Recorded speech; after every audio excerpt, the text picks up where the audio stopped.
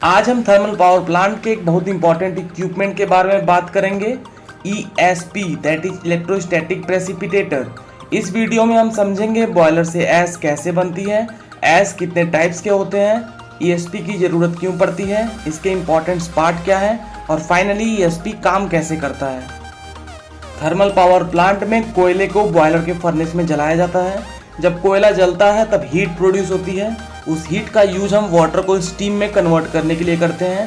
Further उस steam से हम टरबाइन को रोटेट करते हैं। जनरली जब बॉयलर फर्नेस में कोल को जलाया जाता है तब दो ऐश प्रोड्यूस होती हैं। ऐश मीन्स राख, that is bottom ash and fly ash. Bottom ash heavy particles होते हैं जो फर्नेस के बॉटम में सेटल हो जाते हैं और वहीं से उसको कलेक्ट कर लिया जाता है।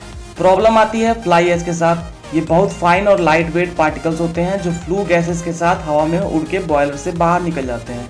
अब इस फ्लाई ऐश को कलेक्ट करना होता है, जिसके लिए हम यूज करते हैं इलेक्ट्रोस्टैटिक प्रेसिपिटेटर को। अब समझते हैं ESP की ज़रूरत आखिर क्यों पड़ती है। सोचिए अगर ये फ्लाई ऐश डायरेक्टली चिमनी के थ्रू एटमॉस्फेयर में छोड़ दिया जाए तो क्या होगा। एयर पॉल्यूशन बढ़ जाएगा, हेल्थ पर सीरियस इफेक्ट पड़ेगा, इन्वायरमेंट डैमेज होगा। इसी प्रॉब्लम से बचने के लिए चिमनी से पहले इलेक्ट्रोस्टैटिक प्रेसिपिटेटर इंस्टॉल किया जाता है। ESP फ्लू गैसेस से 99% से ज़्यादा फ्लाई ऐश पार्टिकल्स को रिमूव कर सकता है। आइए समझते हैं ESP होता क्या है। इलेक्ट्रोस्टैटिक प्रेसिपिटेटर एक पॉल्यूशन कंट्रोल इक्विपमेंट है जो इलेक्ट्रिक फील्ड का यूज करके फ्लू गैसेस के अंदर मौजूद ऐश पार्टिकल्स को अट्रैक्ट और कलेक्ट करता है। इसमें गैस को मैकेनिकली फिल्टर नहीं किया जाता, इसमें इलेक्ट्रोस्टैटिक फोर्स यानी इलेक्ट्रिक अट्रैक्शन का यूज किया जाता है। सिंपल लैंग्वेज में समझें तो पहले ऐश पार्टिकल्स को इलेक्ट्रिकली चार्ज किया जाता है, फिर चार्ज्ड पार्टिकल्स को मेटल प्लेट पर अट्रैक्ट करके कलेक्ट कर दिया जाता है। सबसे पहले है इनलेट डक्ट। बॉयलर से आने वाली हॉट फ्लू गैसेस सबसे पहले इनलेट डक्ट के थ्रू ESP में इंटर करती है। सेकेंड है गैस डिस्ट्रीब्यूशन स्क्रीन। ये गैस फ्लो को यूनिफॉर्मली डिस्ट्रीब्यूट करता है ताकि पूरे ESP क्रॉस सेक्शन में गैस इवनली फ्लो करे। थर्ड है डिस्चार्ज इलेक्ट्रोड।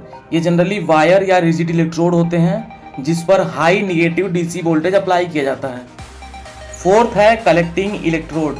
ये बड़े बड़े मेटल प्लेट्स होते हैं जो डिस्चार्ज इलेक्ट्रोड के पैरेलल लगे होते हैं। इनका काम चार्ज्ड ऐश पार्टिकल्स को कलेक्ट करना होता है। फिफ्थ है ट्रांसफार्मर रेक्टिफायर। ये AC सप्लाई को हाई वोल्टेज DC में कन्वर्ट करता है और डिस्चार्ज इलेक्ट्रोड को सप्लाई देता है। सिक्स्थ है रैपिंग सिस्टम। जब ऐश प्लेट्स पर कलेक्ट हो जाते हैं तब मैकेनिकल हैमर या रैपर सिस्टम प्लेट को वाइब्रेट करता है। वाइब्रेशन से ऐश नीचे गिर जाते हैं। लास्ट है हॉपर। नीचे कोन शेप्ड में हॉपर होते हैं जहां गिरी हुई ऐश कलेक्ट होती है। यहां से ऐश हैंडलिंग सिस्टम के थ्रू ट्रांसफर कर दी जाती है। अब समझते हैं ESP काम कैसे करता है। बॉयलर से फ्लाई ऐश वाली हॉट फ्लू गैसेस को ESP में इंटर कराया जाता है। गैस डिस्ट्रीब्यूशन स्क्रीन गैस को इवनली स्प्रेड कर देती है। डिस्चार्ज इलेक्ट्रोड और कलेक्टिंग प्लेट्स के बीच high voltage DC potential difference apply होता है। इससे इलेक्ट्रोड के आसपास कोरोना डिस्चार्ज जनरेट होता है। कोरोना डिस्चार्ज में सराउंडिंग एयर आयोनाइज हो जाती है, यानी एयर के मॉलिक्यूल इलेक्ट्रॉन गेन या लूज करके आयन बना देती है।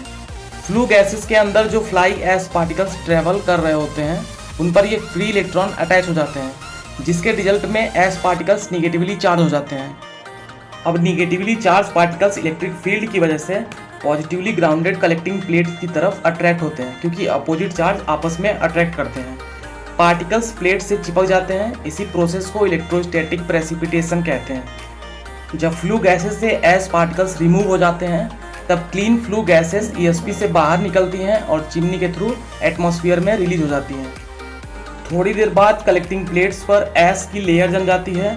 रैपिंग मैकेनिज्म प्लेट को पीरियोडिकली स्ट्राइक करता रहता है। वाइब्रेशन के कारण ऐश प्लेट से डिटैच होकर नीचे हॉपर में गिर जाता है।